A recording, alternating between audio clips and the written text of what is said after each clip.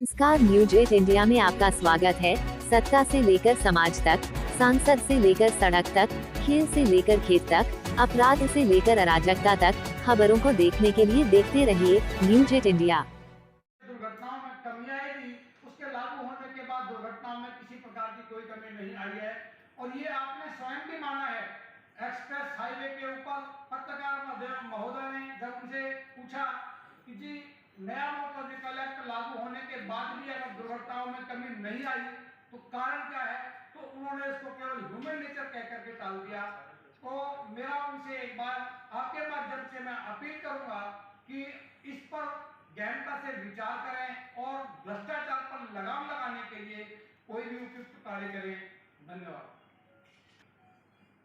संयुक्त मोर्चा united front for truck transport and Sarathi association की तरफ से तो मैं आपको राष्ट्रीय संयुक्त मोर्चे की जो कार्यकारिणी का गठन हुआ राउरकेला उड़ीसा की धरती पर करीब 22 प्रदेशों के संगठनों के प्रतिनिधियों ने इस राष्ट्रीय संयुक्त मोर्चे का गठन किया और हमारी मजबूरी बढ़ गई।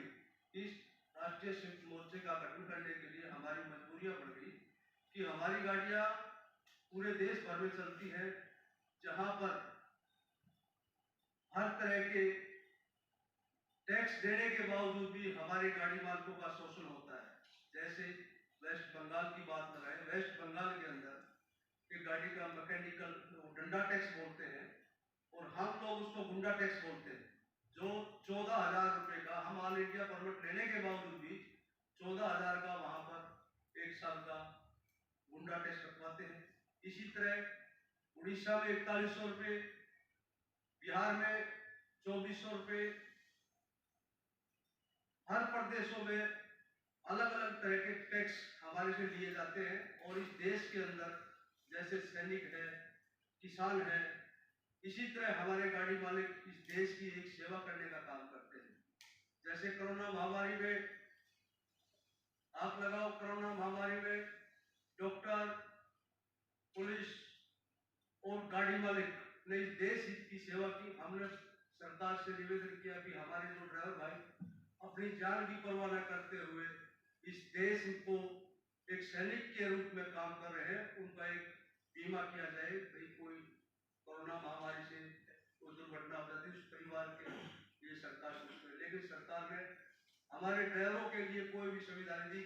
और अर्थव्यवस्था उठाने के लिए सबसे अहम योगदान गाड़ी मालिकों का रहा और फिर भी हमारा बहुत शोषण होता है। तो हमारा सड़क पे आप गाड़ी स्टार्ट करने से लेकर पहुंचने तक हम लोगों को ऐसा लगता है कि हम लोग आजादी की कोई लड़ाई जीत चुके हैं, गुलामी से बाहर निकल आजाद हो गए हैं। ऐसी व्यवस्था रोड पे चल रही है। दिल्ली सरकार पे हम लोगों ने एक मुद्दे पर आरोप लगाया है जो जीपीएस और स्पीड गवर्नर है उसके नाम पर, लेकिन ऐसा नहीं है कि सारी सरकारें स्वच्छ है। हर सरकार में अलग अलग दुर्व्यवस्थाएं हैं।